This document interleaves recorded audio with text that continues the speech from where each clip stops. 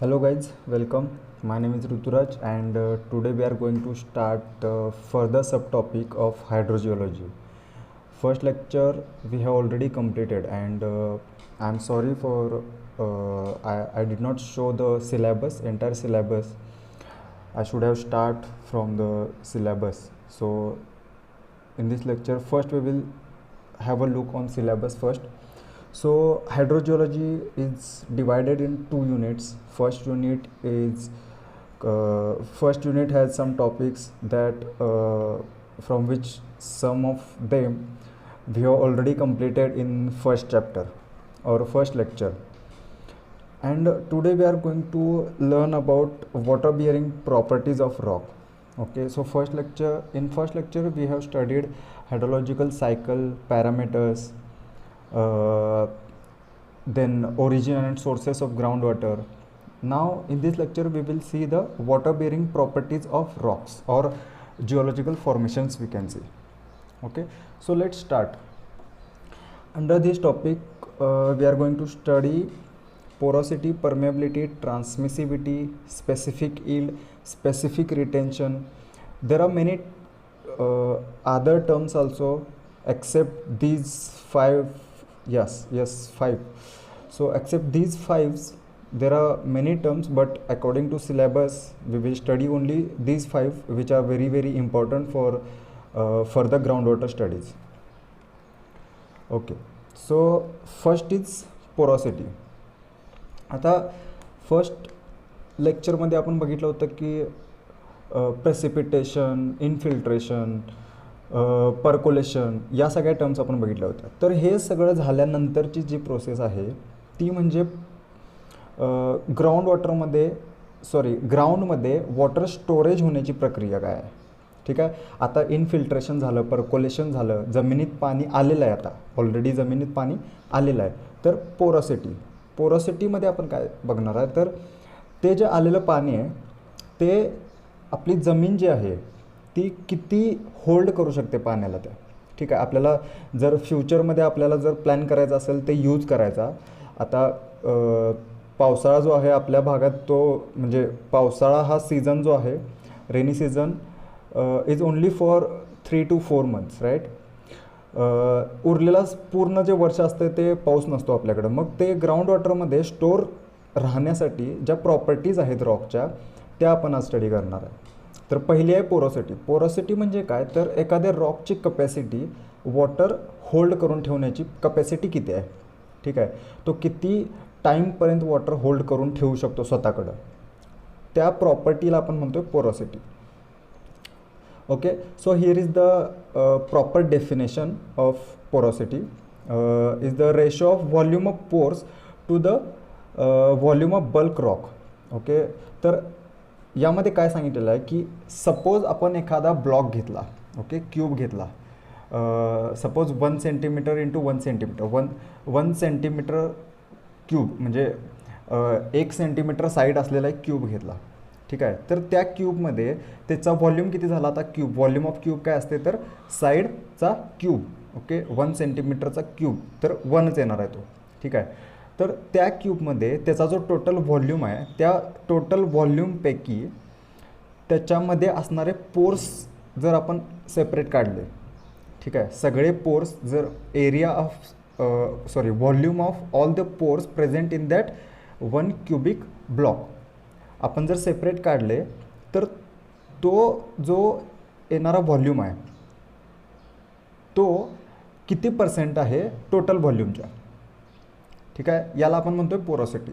Suppose जर त्या जर त्या ब्लॉकचा व्हॉल्यूम 10 आहे, ठीक आहे, 10 मीटर क्यूब आहे. जर त्या ब्लॉक, आता आपण जो एक ब्लॉक कन्सिडर केला आहे त्या ब्लॉकचा व्हॉल्यूम सपोज जर 10 मीटर क्यूब आहे आणि सपोज आपण त्यामधल्या पोर स्पेसेस ज्या आहेत, पोर स्पेसेस म्हणजे 2 ग्रेन्समधली जी स्पेस राहते रिकामी, आपण जे कोनेट वॉटरमध्ये स्टडी केलं होतं फर्स्ट लेक्चरमध्ये. ठीक आहे, कोनेट वॉटरमध्ये आपण बघितलं होतं की ग्रेन्सच्या मधली जी रिकामी जागा होती त्यामध्ये जे पाणी होतं त्याला आपण कोनेट वॉटर म्हणत होतो. तर ते जे मोकळी स्पेस राहते, ओके, एम्प्टी स्पेस जे आहे त्याला आपण म्हणतोय पोर्स. तर हे पोर्स किती पर्सेंटेजमध्ये आहेत. आता जर त्या सगळ्या पोर्सचा एकत्र करून आपण जर टोटल व्हॉल्यूम काढला तर ऑब्वियसली टोटल व्हॉल्यूमपेक्षा टोटल ब्लॉकचा जो व्हॉल्यूम आहे त्याच्यापेक्षा कमीच असणार आहे तो. तर सपोज तो व्हॉल्यूम जर 2 आला, ओके, 2 मीटर क्यूब आला, तर टोटल व्हॉल्यूम आपण किती पकडला होता, तर 10 मीटर क्यूब. आणि हा किती आला, तर 2 मीटर क्यूब. तर 2 डिवायडेड बाय 10 हा ते ही इंटू 100 करायचं आहे, कारण आपल्याला पोरोसिटी जी आहे ती ऑलवेज पर्सेंटेजमध्ये एक्सप्रेस करायची आहे. डेफिनेशनमध्ये बघू शकतो आपण. And last sentence usually expressed as a percentage. मग आता 10 मीटर क्यूबपैकी 2 मीटर क्यूब आपल्याला पोर्स सापडतात, त्यात म्हणजे रिकामी जागा सापडते ज्यामध्ये ग्राउंड वॉटर जाऊन स्टोअर होऊ शकतं. अशी स्पेस म्हणजे पोरोसिटी. तर आता आपण जे एक्झाम्पल घेतलं होतं त्याची पोरोसिटी किती येणार, 2 divided by 10 into 100, right. This is porosity. हे कॅल्क्युलेट करून आपण जी व्हॅल्यू येणार आहे ती द पर्सेंटेज ऑफ पोरोसिटी आपण म्हणू शकतो. आता ग्रेन साईज आणि त्यामधलं जे स्पेसिंग असणार आहे त्याच्यावर डिपेंड आहे की किती पोरोसिटी त्या रॉकची और फॉर्मेशनची किती आहे. हे डिपेंड कशावर असणार आहे, तर पोर्सची जी ग्रेन्सची साईज आहे. एखादा रॉक आहे, त्या रॉकमध्ये जे ग्रेन्स असणार आहेत छोटे छोटे, असं नाही आहे की सगळे एकाच साईजचे असतील किंवा एकाच शेपचे असतील. Different size, different shapes we can get in the same rock. So त्याची त्या ग्रेन्सच्या मधली म्हणजे पोर्स जे आहेत त्या पोर्समधली जी स्पेस आहे ती डिफरंट रॉकमध्ये डिफरंट असू शकते. आणि पोरोसिटी कशावर डिपेंड आहे, तर आपण राईट साईडच्या डायग्राममध्ये बघू शकतो. यामध्ये this diagram showing, okay. So A and B we have 2 cases here. एमध्ये काय आहे, तर हाय पोरोसिटी आणि बीमध्ये लो पोरोसिटी आहे. तर एमध्ये हाय पोरोसिटी का म्हणतोय आपण, तर मी जसं मगाशी एक्सप्रेशन सांगितलं होतं की टोटल व्हॉल्यूम, आता दोन्हींचा सपोज दोन्ही जे ब्लॉक आहे तिथं हाय पोरोसिटी आणि लो पोरोसिटीवाले दोन्ही ब्लॉकचं व्हॉल्यूम सेम असणार आहे, कारण त्याची साईज शेप सेम आहे. त्यामुळे आपण कन्सिडर करूया की त्याचा व्हॉल्यूम सेम आहे. तर पहिल्या केसमध्ये ए केसमध्ये जी पोर्सची व्हॉल्यूम आहे, पोर्सचा जो व्हॉल्यूम आहे, total volume of pore spaces, तो जास्त आहे सेकंड केसपेक्षा, राईट. मग न्यूमेरेटर जेव्हा जास्त असणार आहे, आपण न्यूमेरेटरला काय ठेवत होतो वर, तर व्हॉल्यूम ऑफ टोटल पोर स्पेसेस. तर पोर स्पेसेस जेव्हा जास्त असतात तेव्हा त्याची पोरोसिटी जास्त असणार आहे, कारण त्या स्पेसमध्ये वॉटर येऊन राहणार आहे आणि त्या वॉटर होल्डिंग कपॅसिटी, वॉटर जितकं जास्त वॉटर स्टोअर होऊ शकतं एखाद्या फॉर्मेशनमध्ये तितकी त्याची पोरोसिटी जास्त असणार आहे, ओके. सो या केसमध्ये आपण बघू शकतो की ए केसमध्ये it is having high porosity and B case it is having low porosity because of low pore spaces, okay. आता खालची जी केस आहे त्यामध्ये सांगितलेलं आहे की पोरोसिटी कशी लेफ्ट साईडहून म्हणजे 0%. आता जे पर्सेंटेज दिलेले आहेत, ओके, पर्सेंटेज कशाचे दिलेले आहेत की पोर स्पेसेस, त्यामध्ये जी एखाद्या फॉर्मेशनमध्ये पोर स्पेसेस किती पर्सेंटेजमध्ये किती प्रमाणात आहेत त्याची पर्सेंटेज दिलेलं आहे. आता एक्स्ट्रीम लेफ्टला आपण बघू शकतो यामध्ये इथं काय दाखवलेलं आहे की 0% आहे. Porosity is 0%. पर्सेंटेज जे आहे ते पोरोसिटी आहे. 0% पोरोसिटी का आहे, तर आपण जो ब्लॉक बघतोय तिथं रॉकचा एक तुकडा बघतोय आपण त्या ठिकाणी, त्याची पोरोसिटी आपल्याला एकही पोर स्पेसेस त्यामध्ये दिसत नाही आहे. म्हणजे एकदम कॉम्पॅक्ट रॉक आहे, त्याचे ग्रेन्स जे आहेत ते एकदम एकमेकाला चिकटून आहेत, त्याच्यामध्ये काहीही स्पेस राहिलेली नाही. आणि that rock cannot store water in it because it has no porosity, 0% porosity. That is why it has very low capacity to store the water or ground water we can say. आता जसं pores किंवा spaces between grains वाढत जाईल तशी porosity वाढत जाणार आहे, कारण पोर स्पेसेस जेव्हा जास्त असतात, आता एक्स्ट्रीम राईट केसला बघू शकतो, राईट साईडला आपण बघू शकतो की 80% पोरोसिटी. 80% पोरोसिटी का आहे, त्यात कारण त्यातले ग्रेन्स जे आहेत ते एकदम लांब आहेत आणि त्यामध्ये स्पेस जी राहिलेली आहे ज्याला आपण पोर्स म्हणतो ती स्पेस जास्त आहे. आणि जर ग्राउंड वॉटर स्टोअर आपल्याला त्या अँगलनं जर विचार करायचा झाला तर त्यामध्ये जास्त ग्राउंड वॉटर स्टोअर होण्याची क्षमता आहे, okay. It has high capacity to store ground water in it. So हे झालं porosity, okay. Second second is permeability. आता पोरोसिटीमध्ये आपण बघितलं होतं की वॉटर स्टोरिंग कपॅसिटी. परमेबिलिटी म्हणजे काय की ट्रान्समिटिंग कपॅसिटी बघायची आहे की एखादं फॉर्मेशन वॉटर ट्रान्समिट करण्याची कपॅसिटी त्याची किती आहे. ओके, ट्रान्समिट करण्याची म्हणजे काय की उजव्या साईडला एक डायग्राम आहे, see this diagram. Okay, in this diagram we can see the water which is pouring on the top of the surface is flowing down and going outside of that rock. So we can say की transmit करण्याची capacity. आता ही इथं आपण बघतोय या रॉकमध्ये जे बघतोय आपण ती स्टोरिंग कपॅसिटी आहे का, तर नाही, स्टोर करत नाही ते वॉटर, ते वॉटर होल्ड करून ठेवत नाही. पोरोसिटी म्हणजे वॉटर होल्डिंग कपॅसिटी, ते पकडून किती ठेवू शकते पाण्याला, ती कपॅसिटी म्हणजे पोरोसिटी. आता या केसमध्ये काय आहे तर परमेबिलिटीमध्ये ट्रान्समिटिंग कपॅसिटी म्हणजे एखादं रॉक फॉर्मेशन किती प्रमाणात, किती त्याची कपॅसिटी आहे की ते वॉटरला ट्रान्समिट करू शकणार आहे. आता या केसमध्ये एक विचार करण्यासारखी गोष्ट आहे म्हणजे कनेक्टिंग पोर्स. जे ग्रेन्सच्या मधले मी पोर्स दाखवले होते ते जर कनेक्टिंग असले, एकमेकाला कनेक्ट असले, तर ते काय होणार आहे, एका पोरमधलं पाणी दुसऱ्या पोरमध्ये लगेच फ्लो व्हायला मदत होणार आहे. त्यामुळं ज्या रॉकमध्ये कनेक्टिंग पोर्सची पर्सेंटेज जास्त आहे त्याची परमेबिलिटी जादा आहे, त्याची पोरोसिटी कमी असणार आहे आणि परमेबिलिटी जास्त असणार आहे. ज्या रॉकमध्ये जे पोर स्पेसेस आहेत, छोट्या छोट्या पोर स्पेसेस आहेत, त्या एकदम ब्लॉक आहेत, म्हणजे चारही साईडनं, तिन्ही साईडनं कितीही ग्रेन, बाकीच्या सगळ्या साईडनं ग्रेननं ब्लॉक झालेला आहे तो पोर.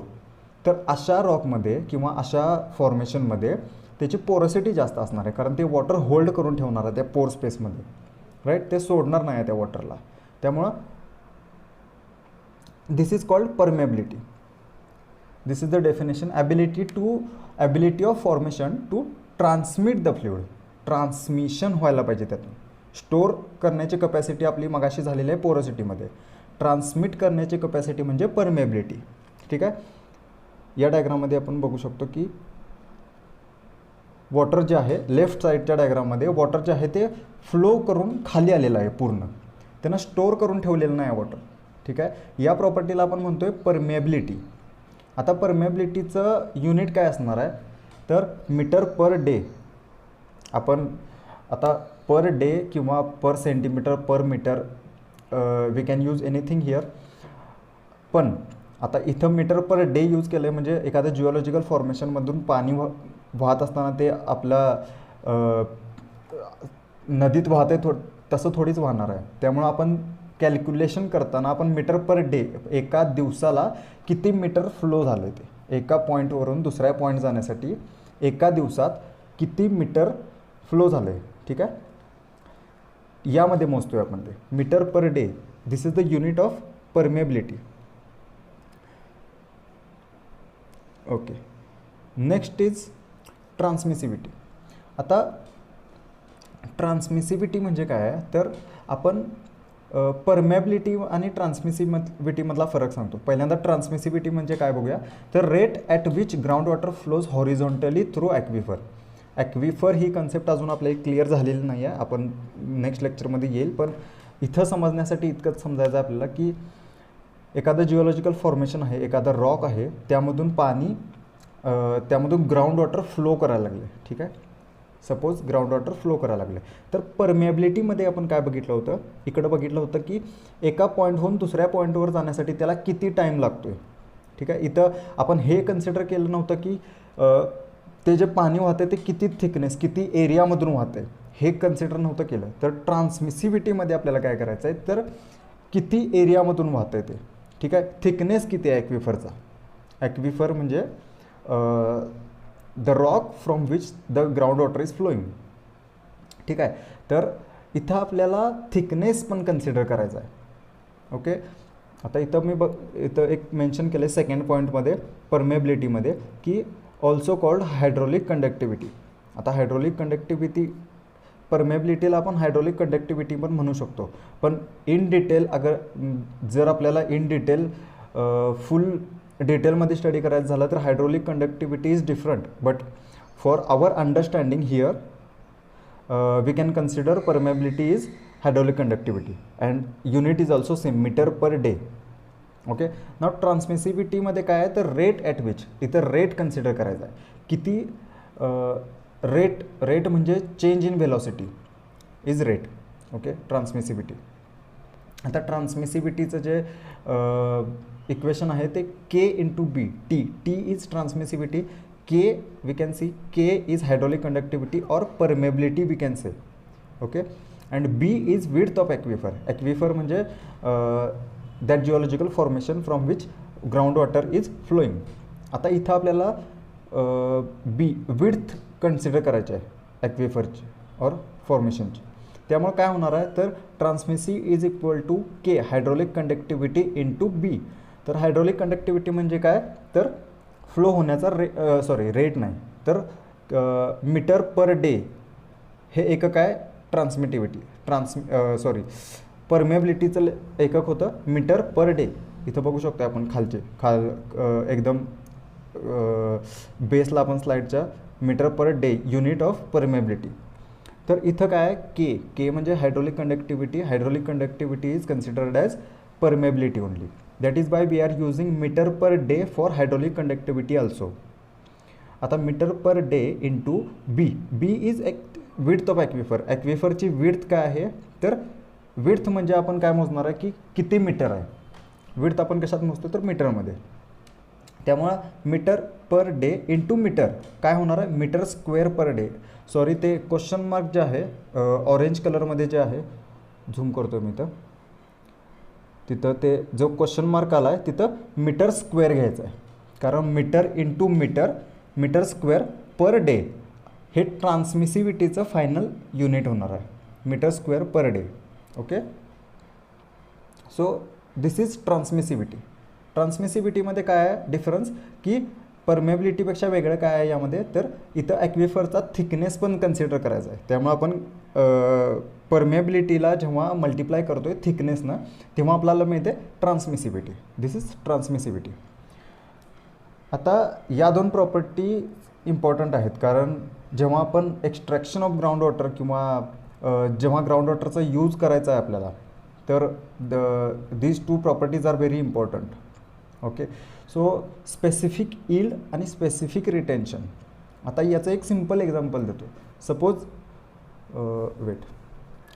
सपोज आपण एक पाण्यानं भरलेला स्पंज जो असतो ना आपला रेग्युलर स्पंज, तो स्पंज जर आपण पाण्यानं भरून जर असा पकडला हवेमध्ये, ओके हवेमध्ये पकडला आणि ते फुल्ली सॅच्युरेटेड विथ वॉटर जर असेल तर एक ठराविक टाईमसाठी आपण तो पकडून ठेवायचा आहे हवेमध्ये. ठीक आहे, आणि एक खाली जर आपण एक वेसल ठेवलं, भांडं वगैरे ठेवलं तर under the influence of gravity आपण पकडून ठेवतोय म्हणजे त्याच्यातून जे पाणी पडणार आहे आपण जे पडणार आहे. ठीक आहे, आपण काही करायचं ना थोडा वेळ पकडून ठेवायचं. एक ठराविक टाईमसाठी युनिट टाईमसाठी आपण तो स्पंज हवेमध्ये पकडून ठेवायचा आणि त्याचं त्यातून जे स्वतःहून पाणी खाली पडणार आहे ते एका भांड्यामध्ये कलेक्ट करायचं आहे.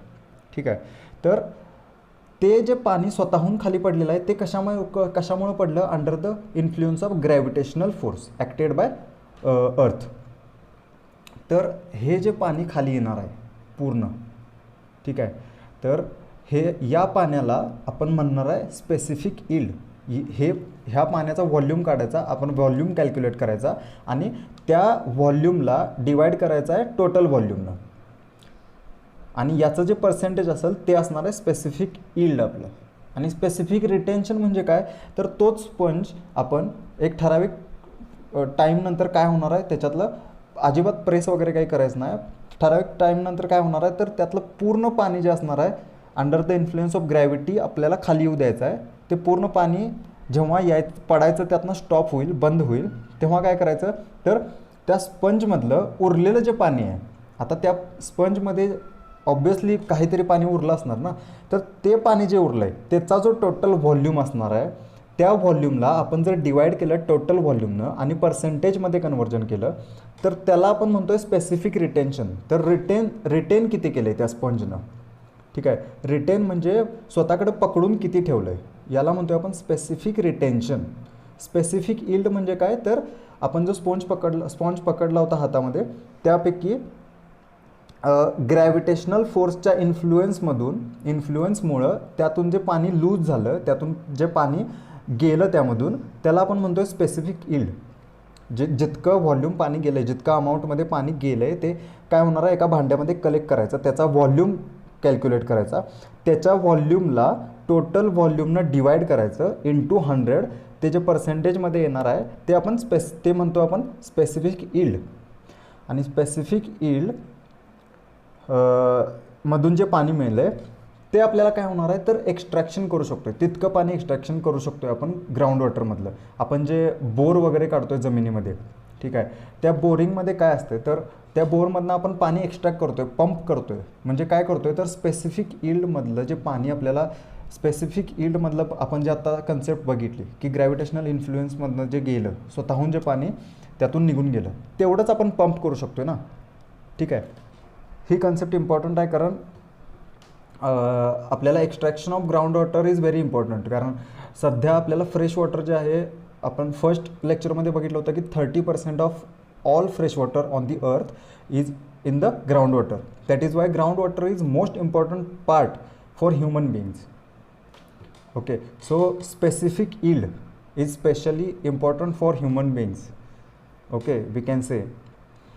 तर स्पेसिफिक यील्ड म्हणजे काय तर, ओके, रिपीट करतो पुन्हा एकदा. तर स्पेसिफिक यील्ड म्हणजे त्या स्पंजमधलं, आता स्पंज म्हणजेच इथं आपण जिओलॉजिकल फॉर्मेशन कन्सिडर करणार आहे, रॉक कन्सिडर करणार आहे. ठीक आहे, मी फक्त एक एक्झाम्पल दिले स्पंजचं, तिथंच आपल्याला रॉक कन्सिडर करायचं आहे.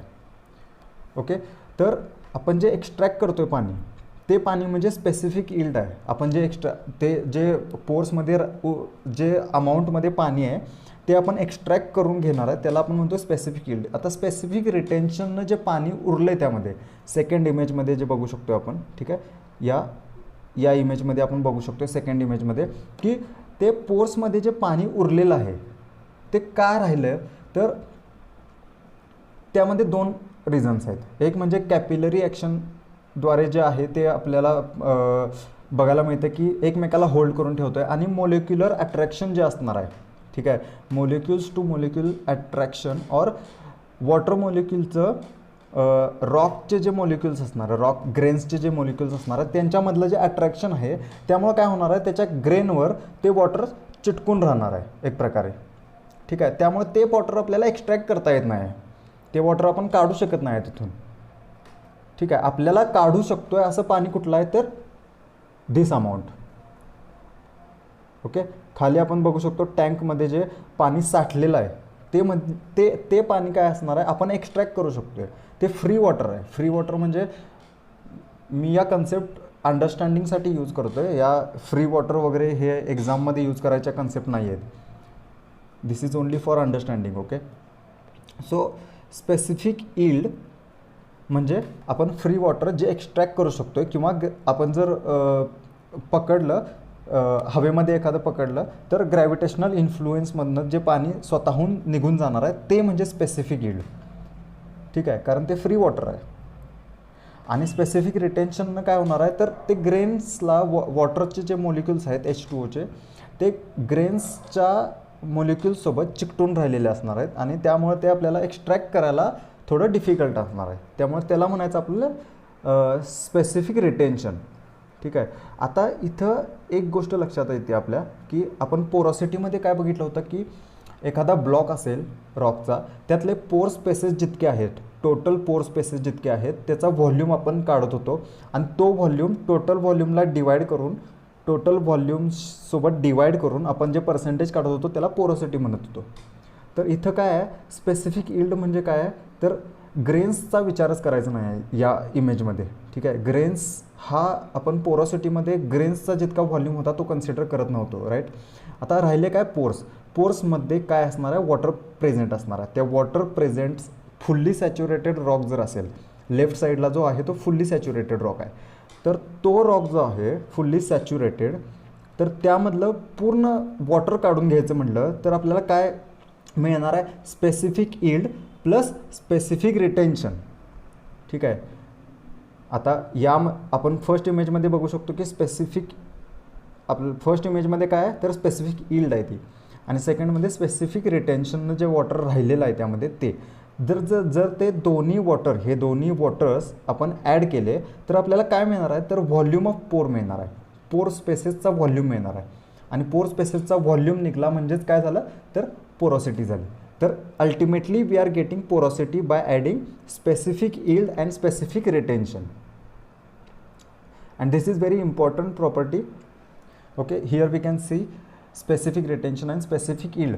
राईट साईडला जी इमेज आहे ते स्पेसिफिक यील्ड आहे. स्पेसिफिक यील्डमध्ये आपण बघितलं होतं की फुल्ली सॅच्युरेटेड वॉटर झोन असणार आहे. तो आपल्याला मध्ये जे ॲरो दाखवलेत ते की ग्रॅव्हिटेशनल फोर्सच्या इन्फ्लुएन्सच्या अंडर जे वॉटर लूज होणार आहे यातून, जे आपण निघून जाणार आहे, त्याला स्पेसिफिक यील्ड म्हणतो आहे आपण. स्पेसिफिक रिटेन्शन म्हणजे जे पाणी होल्ड करून ठेवणार आहे वॉटर. जर आपण ग्रॅव्हिटेशनल ते कुठलं म्हणजे आपण पंपिंगद्वारे पण एक्स्ट्रॅक्ट करू शकत नाही आणि ग्रॅव्हिटेशनल फोर्सच्या इन्फ्लुएन्सच्या अंडर पण ते निघून जाऊ शकत नाही. ठीक आहे, तर अशा वॉटरला म्हणतोय आपण स्पेसिफिक रिटेन्शन. अशा वॉटर कंटेंटच्या व्हॉल्यूमला म्हणतोय आपण specific retention. Okay, we are considering volume here. Next, आता या दोन डेफिनेशन दिलेल्या आहेत. ओके, आता जे मी एक्सप्लेन केलं स्पेसिफिक यील्ड आणि स्पेसिफिक रिटेन्शन, त्या दोन्हीच्या डेफिनेशन आहेत. तर स्पेसिफिक यील्डमध्ये बघूया आपण पहिला. तर it is the ratio of amount of water drained म्हणजे काय, इथं ड्रेंड या शब्दाचं मिनिंग काय आहे, तर निघून जाणे. एखाद्या रॉक फॉर्मेशनमधून वॉटर निघून जाणे म्हणजे drained. Ratio of amount of water drain under the influence of gravity to total water. ठीक आहे, स्पेसिफिक ओके सॉरी इथं ग्रॅव्हिटी टू टोटल वॉटर झाले, ते टोटल व्हॉल्यूम आहे तिथे. ठीक आहे, ratio of amount of water drain under the influence of gravity to total volume. Amount of water drain म्हणजे ड्रेंडचा अर्थ इथं काय आहे, तर निघून जाणे. एखाद्या गोष्टीतून वॉटर निघून जाणे. कशामुळं, तर ग्रॅव्हिटेशनल फोर्स ॲक्ट झाल्यामुळं त्याच्यावर ते एखाद्या फॉर्मेशनमधून वॉटर निघून जाणे, हा मिनिंग आहे तिथे. ठीक आहे, तर this is the proper definition. Second point is tells about how much water is present for man's use. मी मगाशी सांगितलं होतं की specific yield is very important for human beings because whatever water we are extracting from ground using the bore wells and normal wells, that is because that water is considered under specific yield. That is why specific yield is very important. And second is specific retention. Specific retention म्हणजे काय, amount of water retained म्हणजे काय, तर पकडून ठेवले. ठीक आहे, gravitational force act झाला काही होऊ दे, ते वॉटर सोडणार नाही. ठीक आहे, ते फॉर्मेशन जे आहे ते त्या जितका अमाऊंट धरून ठेवलं आहे, जितका अमाऊंट त्यानं मोलिक्युलर अट्रॅक्शन असू दे, इतर फोर्सेस असू दे, मी मगाशी सांगितले होते तसे, त्यामुळे जे वॉटर पकडून ठेवलं आहे ते वॉटर कन्सिडर करतो आहे आपण स्पेसिफिक रिटेन्शनच्या अंडर. ठीक आहे, amount of water retained against the gravity of action of gravity. Okay,